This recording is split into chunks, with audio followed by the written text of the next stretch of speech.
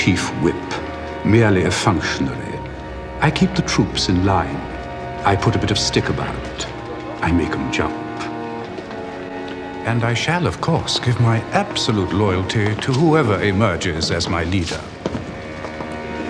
You'll have to excuse me now. The origins of House of Cards actually involve a great deal of pain.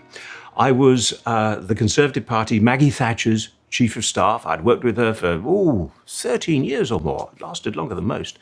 And then just before the last election that she fought, we had a falling out.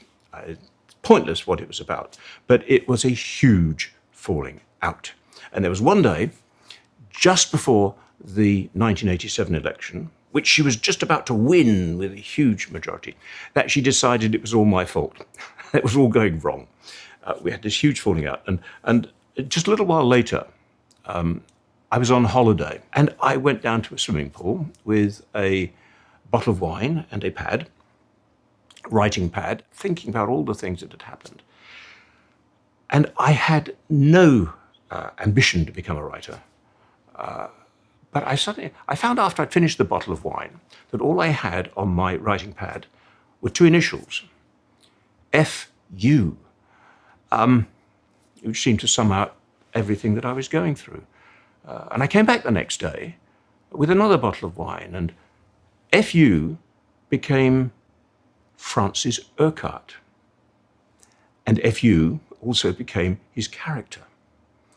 And I suddenly discovered that the writing bug had rather got me. I needed a new job. Maggie had rather insisted on it. And so that was the start of House of Cards. You will remember, Prime Minister, that some months ago we talked about the possibility that after the election there might be a senior ministerial post. Yes, I do remember that. Things do change so very quickly in politics, don't they, Francis?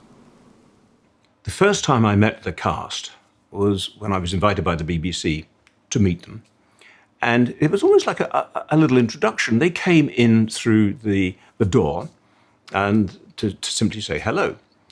And I saw Ian coming through the door, and I said, I didn't know that it was to be Francis, but I saw him.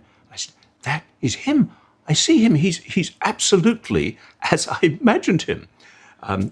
It was wonderful. We became great friends. And then Susanna Harker walks in, and writing the book, I had spent many, many months falling deeply in lust with my heroine, and there Susanna was.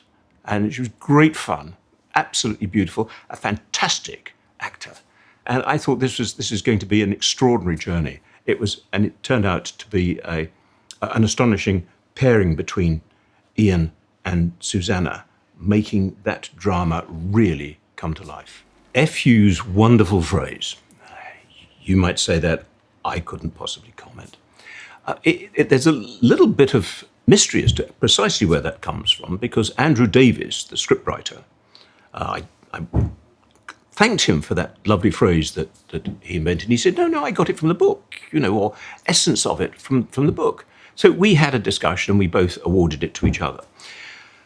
But at the end of the day, that wonderful catchphrase, really, it's a dramatic phrase because it's uttered so many times and it has a different impact every time Ian Richardson, Francis Urquhart, uses it. You might think that, Matty. I couldn't possibly comment. And the reason that still lingers and has made such an impact is because Ian Richardson was such a very, very fine actor. And every time we heard it, the hairs on the back of the neck began to bristle. It's not just a line, it's a great piece of dramatic acting. Ladies and gentlemen, we're leaving Downing Street for the last time after 11 and a half wonderful years, and we're very happy that we leave the United Kingdom in a very, very much better state than when we came here 11 and a half years ago. Every Prime Minister that most people can even remember has been chopped, hacked, stabbed to death, dragged out of office, leaving their fingernails in the carpet. You have to go back a very long time, almost 50 years before you find a Prime Minister who went on their own, in their own time. what is it about this extraordinary job that attracts people, knowing that the assassin is going to get them in the end? And yet they still scrabble to get there. And that is one of the strange ironies of British politics in particular, that people still want to do that extraordinary job, even though they know that in some respects it's going to end in failure. House of Cards has a sort of a timeless quality about it, and I take no credit for that. Other people have taken my work and made it so visually wonderful. But also, I have to admit that I stole it from Shakespeare. I remember when I was a 13-year-old kid, my English teacher threw Shakespeare at me, and I thought, Shakespeare? What? I want to go out and play rugby, football. But it was Julius Caesar. It was a stunning story about how the greatest man in the world was hacked, chopped, stabbed to death on the steps of his own capital by his best friends, who then go off and also kill each other. And I thought, this was wonderful. And I certainly was thinking a great deal about that when I was constructing House of Cards. But it just goes to show that politics and political rivalry, political skullduggery, the drama of politics, the great ambition and the great depths that people plumb, it's timeless.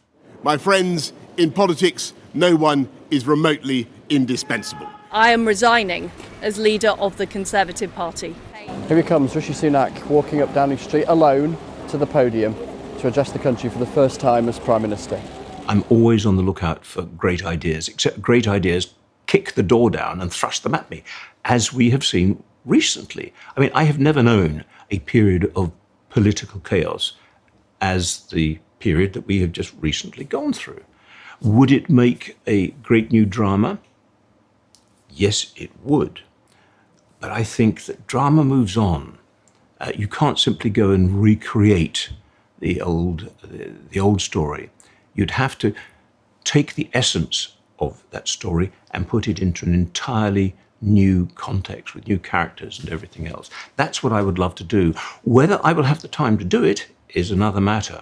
And it would have to come as a bit of a surprise, because I think we've all grown so cynical about politics nowadays that you would have to make sure that the drama was compatible with people's expectations. And perhaps 30 years ago, we were a little more naive about politics than we are. According to unconfirmed reports from usually reliable sources, he is about to tender his resignation to Her Majesty the Queen, having held the post for the shortest period of time of any Prime Minister this century. Prime Minister having the shortest tenure of anyone this century. Well, who would have guessed how life would have changed in 30 years? At the time House of Cards was written, it was regarded by many as being preposterous that I should write a story which essentially was post-Thatcher. Now, in those days, 30 years ago, to suggest that the Prime Minister was in great danger, that was something which was very rare in those days. Nowadays, it seems to be almost a daily occurrence. And that is a measure of just how the game of politics has changed, and how any new creative look at politics, dramatic look at politics, would have to live with those changing realities. Yeah, nothing lasts forever. We move on.